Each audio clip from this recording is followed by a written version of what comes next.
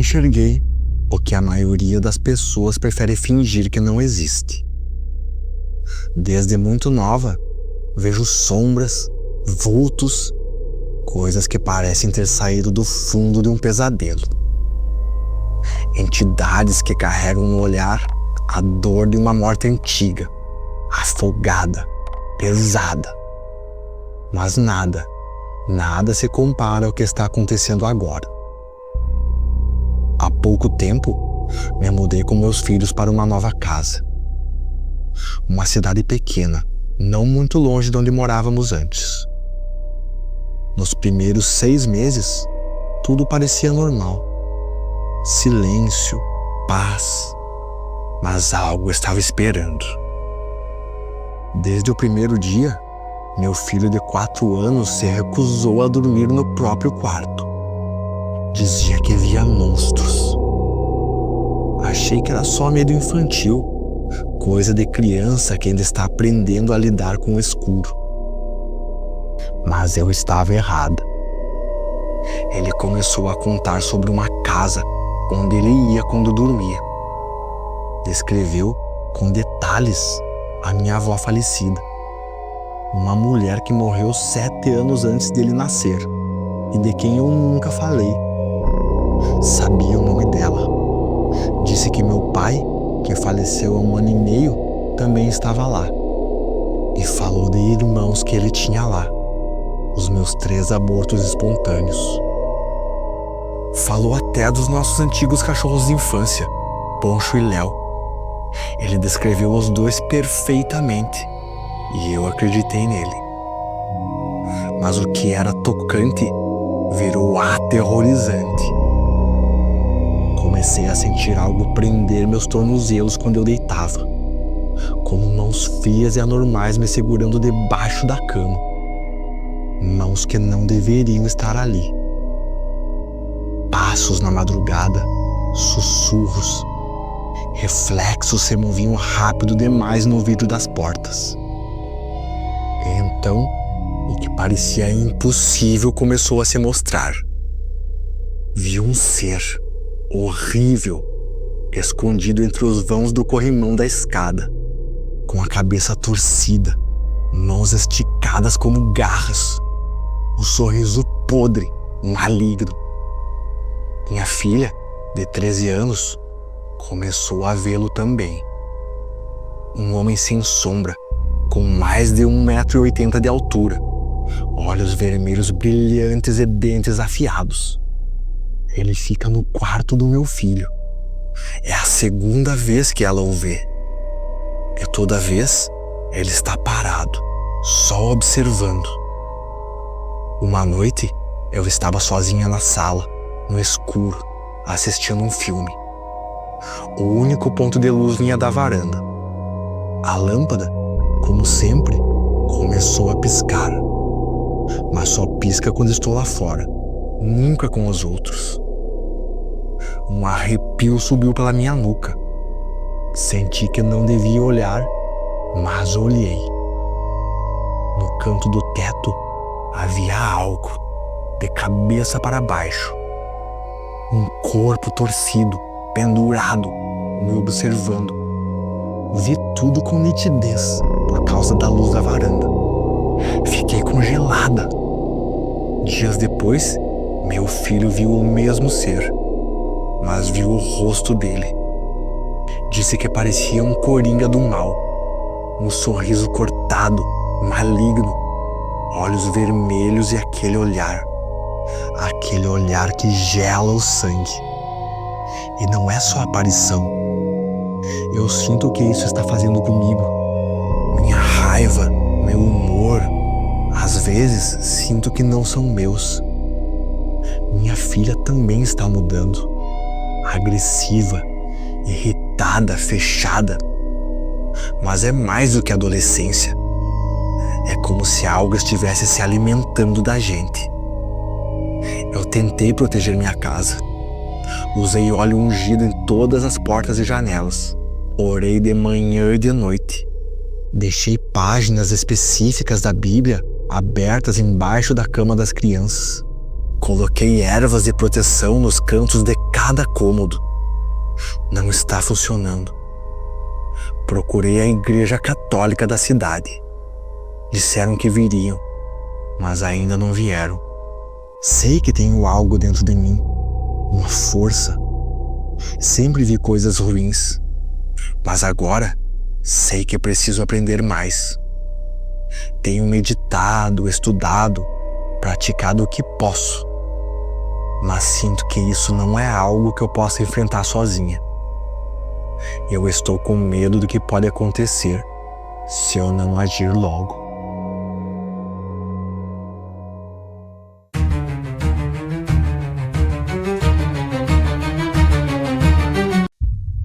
Eu costumava ter um pesadelo recorrente com uma criatura, um monstro meio homem, meio lagarto, que tinha um poder estranho. Ele conseguia enxergar exatamente o que eu via, como se olhasse o mundo através dos meus olhos. No sonho, eu corria e me escondia. Enquanto eu permanecia imóvel, ele não sabia onde eu estava. Mas bastava eu dar uma espiada para ver se o perigo tinha passado e pronto, ele sabia. Vinha direto na minha direção. Então eu fugia, encontrava outro esconderijo e o ciclo se repetia, sem fim. Era sufocante, angustiante, um verdadeiro pesadelo sem saída. Um dia, comentei sobre esse homem lagarto com meu pai. No instante em que eu falei, ele ficou pálido. Sua voz tremeu quando perguntou se esse sonho acontecia naquela casa onde morávamos antes, a que ficava com os prédios logo atrás. Respondi que sim, e ainda expliquei que era exatamente para lá que eu corria para me esconder. Perguntei, confuso, como ele sabia disso. Ele me olhou e disse, com uma expressão que eu nunca vou esquecer, que tinha exatamente o mesmo sonho.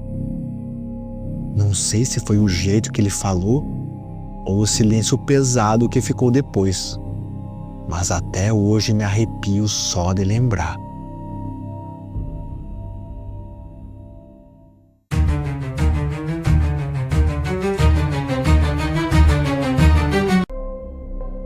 Quando eu era criança, morei com minha mãe e meus irmãos em um abrigo para mulheres e crianças. Tínhamos fugido de casa porque meu pai nos procurava. O divórcio tinha sido feio. Ele havia conseguido a guarda na justiça. Minha mãe decidiu que fugir era a única saída. Numa noite, enquanto eu me olhava no espelho do quarto, vi algo que me gelou o sangue. Um rosto peludo, distorcido, com olhos que não eram humanos, me encarando de volta. Gritei, chorei, corri para minha mãe. Ela examinou o espelho e disse que não havia nada de errado, mas eu sabia o que tinha visto. Naquela noite, um homem apareceu no pé da minha cama. Tinha um semblante bondoso, mas não havia vida nele. Parecia um fantasma. Ficou ali, imóvel, a noite inteira. Só sumiu quando amanheceu. Na noite seguinte, ele voltou, e na outra também. Durante 4 meses, todas as noites, ele aparecia no mesmo lugar. Nunca conversamos, ele nunca se moveu. Apenas observava, como se estivesse vigiando. Até que, numa madrugada, algo mudou. Ele me acordou.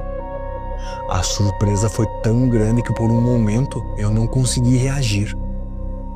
Ele se inclinou levemente e falou com urgência: "Ele está vindo. Saiam agora." Acordei minha mãe, contei para ela o que deu tempo e em poucos minutos estávamos no carro, indo para um hotel. Na manhã seguinte, voltamos ao abrigo. descobrimos que alguém havia invadido durante a noite, passando de quarto em quarto, procurando por alguém.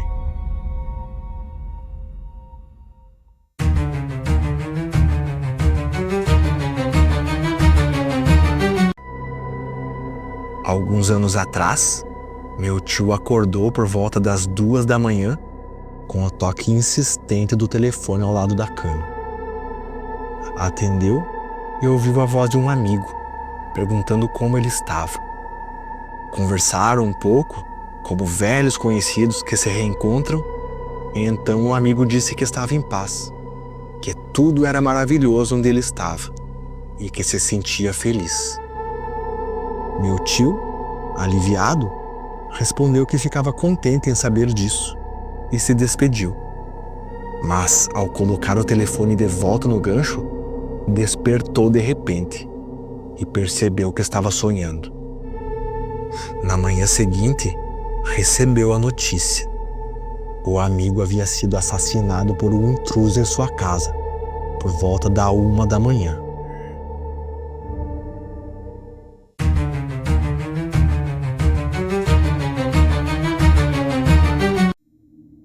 Eu devia ter uns 4 ou 5 anos quando isso aconteceu. Dormia no quarto da minha mãe naquela noite. Não lembro por que motivo. O ambiente estava iluminado o suficiente para eu enxergar a porta, que ficava entreaberta. Foi então que eu vi 2 figuras brancas, sólidas, não eram transparentes, brincando no corredor. Tinham o tamanho de crianças um pouco mais velhas do que eu. Pareciam reais, mas diferentes. A pele e as roupas eram de um branco uniforme, sem detalhes. Assim que perceberam que eu as observava, pararam de brincar e se viraram para mim. Meu corpo inteiro travou. Não chamei minha mãe. Não piscava. Elas começaram a andar em minha direção, devagar, como se quisessem prolongar cada passo. Quando chegaram ao lado da cama, uma delas estendeu a mão para me tocar e sumiu. Anos depois, contei isso para o meu pai. Ele me disse que, quando era criança, via fantasmas na casa onde cresceu, que era justamente a nossa primeira casa. Ele nunca viu essas 2 crianças, mas lembrou de uma história antiga do bairro. 2 meninos morreram ali, um caindo da escada, o outro de uma forma que ele não recordava.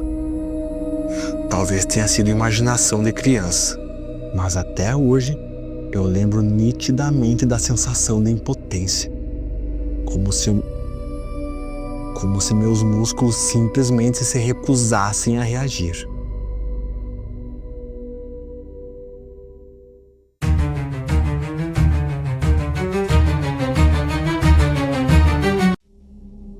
Uma noite, sonhei que me entregavam um bebê para segurar. Ela era linda e tinha traços que lembravam minha irmã. Quando acordei, comecei a chorar sem conseguir parar. Foram quase 2 horas de um choro incontrolável, como se eu realmente tivesse perdido aquela criança. 6 meses depois, tive outros sonhos parecidos. Sempre o mesmo bebê, a mesma sensação. Mas agora eu sabia seu nome, Maria. Contei sobre esses sonhos para os meus pais, de forma leve, sem imaginar nada de especial. Mas assim que o ouviram, o semblante deles mudou completamente. Algumas horas depois, eles me chamaram para conversar. Contaram que antes de eu nascer, tiveram uma filha natimorta e a chamaram de Maria. Perguntaram como era o bebê dos meus sonhos. Quando descrevi, eles começaram a chorar. Nunca mais sonhei com ela depois disso.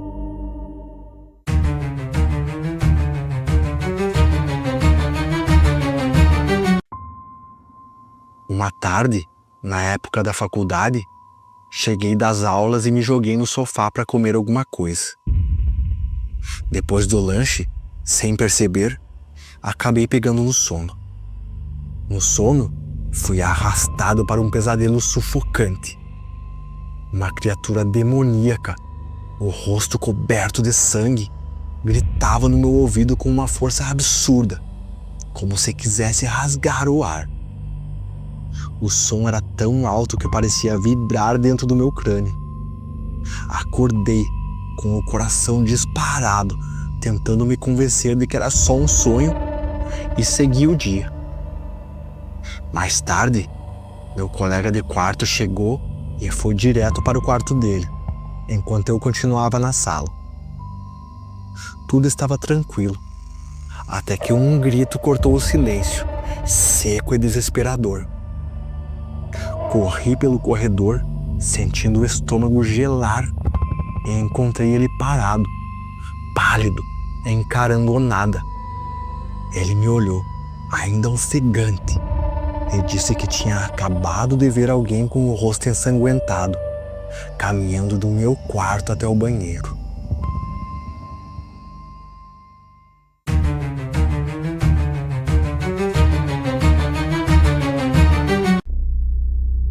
Minha mãe passou meses lutando contra um câncer. Nas últimas semanas de vida, já não saía mais da cama.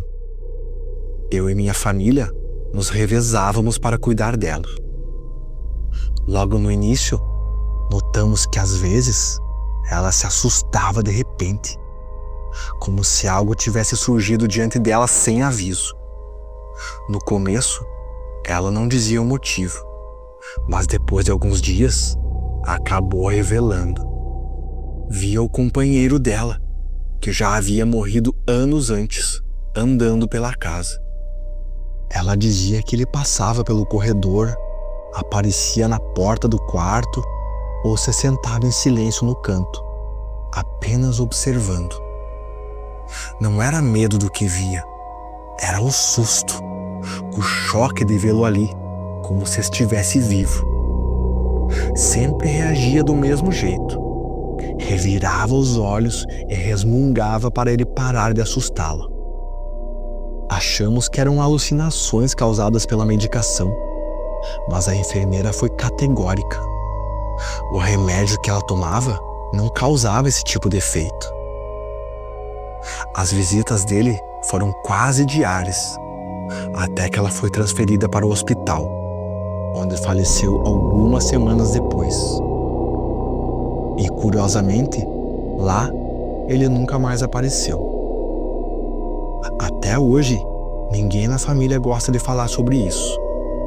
Não porque não acreditamos, mas porque, de algum jeito, é mais perturbador pensar que ele realmente veio se despedir e talvez esperava que ela fosse com ele.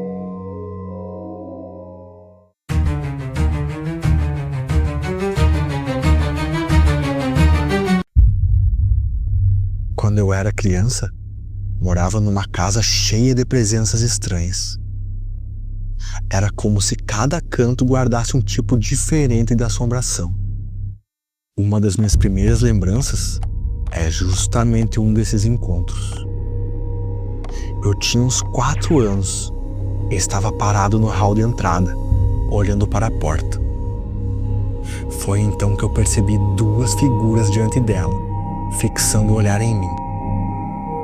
Uma era um homem alto, de meia idade, vestindo um terno preto antigo. Parecia do começo do século XX. Ao lado dele, um garoto com um uniforme vermelho de beisebol. O menino olhou para o homem e perguntou: "Por que ele está olhando para a gente?" E o homem respondeu, com calma: "Não tem problema, ele não pode nos ver." Mas eu via. E lembro disso como se tivesse acontecido ontem, mesmo passados quase 14 anos. A casa também era palco de poltergeist. Cestos voavam mais de 3 metros, lançados na direção minha e da minha família. Quadros caíam das paredes todos os dias, sem explicação. Minha irmã Ainda no berço, dizia haver padres e até alguns parentes nossos que já tinham morrido. Eu cresci naquela casa e até hoje tenho certeza, ela era assombrada.